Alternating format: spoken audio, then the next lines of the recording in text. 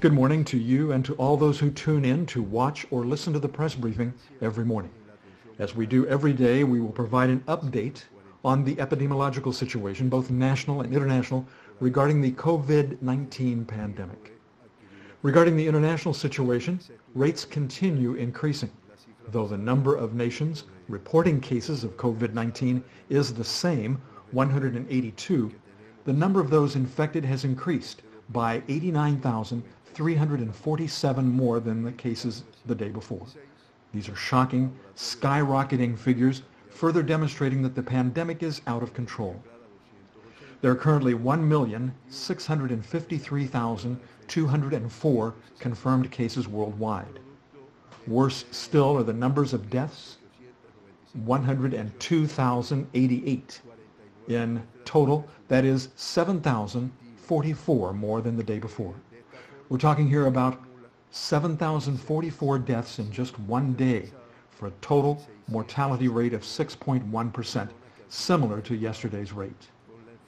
Just like yesterday and the day before, 179 countries report community transmissions, representing 99.4% of the total.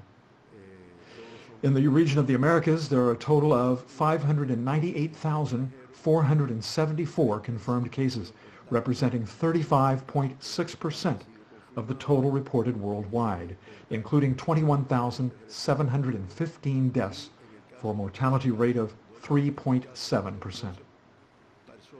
Regarding Cuba, yesterday we welcomed 39 travelers coming from abroad. Of the total, 26 are Cubans, members of a flight crew, and 13 foreigners, also crew members who reside in our country. There were 3 flights arriving here from Argentina, Venezuela, and Italy. Yesterday, 260 departed from our country, including 22 foreigners, 237 Cubans, brigades of Cuban professionals traveling to fulfill missions in different countries, and 1 Cuban resident abroad. Also yesterday, 2 flights departed, bound for Mexico and Qatar, carrying these people that we just mentioned. The number of non-residents who are still here is practically the same, 12,485 people. 5,421 of them are foreigners, 7,064 Cuban residents abroad. The number of foreign visitors in rental homes is 969, most of them in eastern Santiago de Cuba, and also in the Havana municipalities of Plaza de la Revolucion, Central Havana, and Playa. There are currently 2,302 people hospitalized, 202 are under surveillance, 1,538 are suspected cases, and 557 are confirmed cases.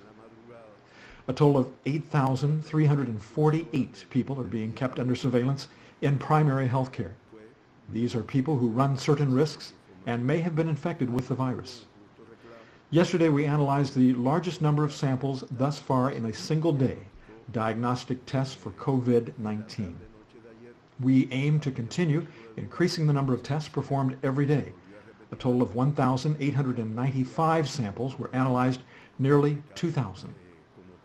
Of the total, 926 were analyzed at the Tropical Medicine Institute, 281 in the Molecular Biology Lab in Santiago de Cuba, 280 in Villa Clara, 241 in Havana, and the remaining 167 samples were analyzed in the laboratory of the National Civil Defense Council.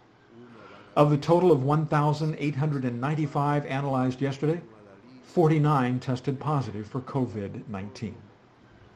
Cuba accumulates a total of 15,057 samples analyzed, 669 of which turned out to be positive, representing 4.4%. Of the 49 new confirmed cases, all are Cuban nationals. Of the total, 1 was infected with the virus abroad, 35 were contacts of previously confirmed cases, 1 was a close contact of a traveler coming from abroad, and the remaining 12 cases, the source of the virus is still being traced. Of the total of 49 new confirmed cases over the past 24 hours, 23 are female patients, representing 46.9%. 44.8%, that is to say 22 confirmed cases, were asymptomatic. I want to emphasize this because it is an indication of how many infected people could be out there, those who are showing no symptoms of the disease and yet spreading the virus. The age groups most affected are those between 40 and 59 and 60 and over, with 15 confirmed cases each, representing 30.6% of the total. These are followed by people between the ages of 20 and 40 with 11 cases, and people under 20 with 8 cases. The provinces with the largest numbers of confirmed cases are, in that order, Havana, Clara, and Matanzas. We want to clarify that the data we're providing here today correspond to the statistical information available up until 12 midnight last night. Events that occurred in the early morning hours and sometimes in the late evening hours yesterday are not included in today's report, but tomorrow's. I say this because yesterday we had a complaint, a fair complaint, we have to admit, regarding one case in Guantanamo who was confirmed positive for COVID-19 in the late hours of the day before. There were doubts, and doctors decided to repeat the test, so we didn't report it as a confirmed case. We are now reporting it as one of the new confirmed cases. Of the total of 49 cases, 20 are from Havana. They are distributed as follows: 3 from Havana del Este municipality, 3 are from Playa, 1 from Havana Vieja, 5 are from Centro Havana, 1 from La Lisa, 2 are from the Cotorro municipality, and 2 are from Marianao. The Havana municipalities of Boyeros, San Miguel, and 10 de Octubre have 1 new confirmed case each. 5 new confirmed cases are from Matanzas province, 3 of them from Cardenas, and 1 from Matanzas municipality. Clara province has 12 new confirmed cases, 3 from Santo Domingo, 2 from Caibarén, 5 from Taguasco. Las Tunas province reports 3 new confirmed cases, all of them from the municipality with the same name. Holguín province reports 4 new confirmed cases, 2 from the municipality of Holguín and 2 from Baigauos. Santiago de Cuba province reports 2 new cases, 1 from Santiago, the other from Contramaestre. Guantanamo reports new 1 confirmed case in Baracoa, the case we are referring to previously. I reiterate that yesterday morning, health authorities were already knew of this case. There is also 1 new confirmed case reported on the Isle of Youth. Of that total, 669 confirmed cases so far in Cuba. 543 are progressing favorably and are stable. Unfortunately, we accumulate a total of 18 deaths. Since yesterday, 2 more patients died. We will talk about that later. As we've reported, 2 patients have been evacuated back to their countries. We have a total of 92 patients discharged from hospitals, 15 more over the past 24 hours. So as you can see, the number of recovered patients increases with every passing day as they complete the 14 days of hospitalization without complications. All of these patients undergo the PRC test in real time, testing negative. Today we're reporting 8 patients in critical condition, 6 in serious condition. Again, following a concern expressed by our people, we will offer more detailed information about these patients. Among the patients in critical condition, we have a woman, 68 years of age, hospitalized at the Pedro Curie Institute. She's been there for a total of 11 days now. This patient has a pre-existing health condition, hypertension. For several days she has been reported as critical. There's a Cuban male patient, 66, also a Havana resident.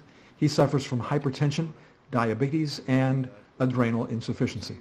He's being treated at the Salvador Allende Hospital, where he's been reported as critical for some days now. We have another Cuban male patient, 88, also a Havana resident. He suffers from immunodeficiency, chronic obstructive pulmonary disease, diabetes, chronic health failure. He's been reported stable, although in critical condition. Another patient in critical condition is a Cuban man, 55 years old, also from Havana. He is at the Luis Dais Soto Hospital. He suffers from respiratory distress.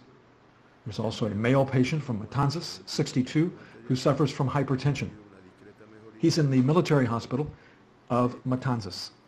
He's been in intensive care unit now for 6 days.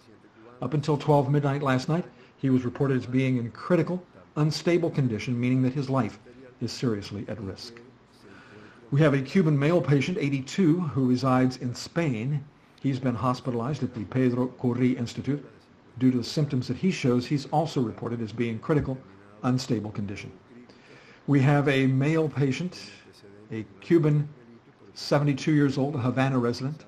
He is in the Luis Diaz Soto Hospital. He suffers from diabetes and neoplasia. His condition also is critical. There's a female Cuban patient, 67 years of age, a resident of Havana. She's in the Salvador Allende Hospital showing some serious respiratory complications for which she is reported as being in critical, unstable condition. We have a male patient, 89, from Santa Clara. He suffers from ischemic cardiomyopathy, hypothyroidism, and chronic kidney failure. He's being reported as in critical condition. We should note here that all of these patients in critical conditions suffer from pre-existing health conditions. They're all chronic, non-communicable diseases which weaken the patient's immune system and response, thus lowering their defenses when confronted with the SARS-CoV-2 virus, which leads them to further complications for which they are reported in critical condition. Among those reported in serious condition, there is a female Cuban patient, 64, a Havana resident.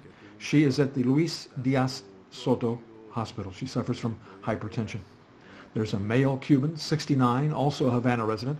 He suffers from hypertension and is showing some clinical improvements, but he's still reported as being in serious condition.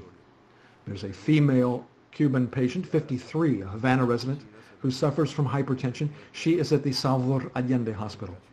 And we also have a Cuban nurse who returned from a mission in Venezuela. This patient suffers from diabetes. She was previously reported in critical condition, but her condition has improved. She's now in serious condition at the military hospital in Villa Clara. There is a female Cuban patient, 58, from the municipality of Venezuela in Ciego de Avila. She's hospitalized in Camagüey province. She suffers from ischemic cardiomyopathy and hypertension. She's also in serious condition. There's a male patient, 81. We mentioned him yesterday. He is hospitalized on the Isle of Youth. He suffers from ischemic cardiomyopathy. He is reported also as being in serious condition.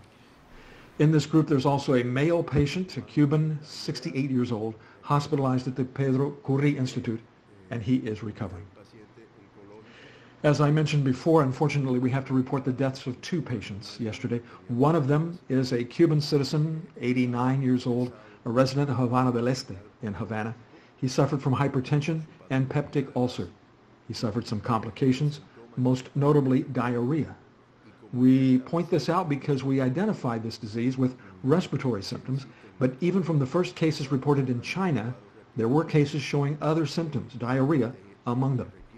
He was hospitalized at the Calixto Garcia Hospital. He developed some complications, including renal insufficiency. This specific patient never showed any respiratory symptoms, but we decided to test him for COVID-19 due to the diarrhea, and he turned out positive. The other patient who died yesterday was a Cuban citizen, 80 years old, a resident of Havana. He was a cancer patient. He had a malign tumor with Matanzas. Due to the pre-existing condition, he was hospitalized at the oncology hospital here in Havana. He began to show some respiratory symptoms and was tested for COVID-19. Under the established protocol here in Cuba, every patient showing respiratory symptoms who requires hospitalization is immediately tested for COVID-19. In this case, he died. Doctors confirmed that besides his pre-existing condition, he was infected with the SARS-CoV-2 virus. This is the information we have. We reiterate, we continue adopting restrictive measures, quarantines in different communities where there are clusters of cases, just as we did with the Carmelo neighborhood here in Havana, in Ciego de Avila, and other provinces where there are reports of localized community transmission of the disease. We urge people to comply with the measures adopted by our authorities in those and other areas to contain the spread of this terrible disease.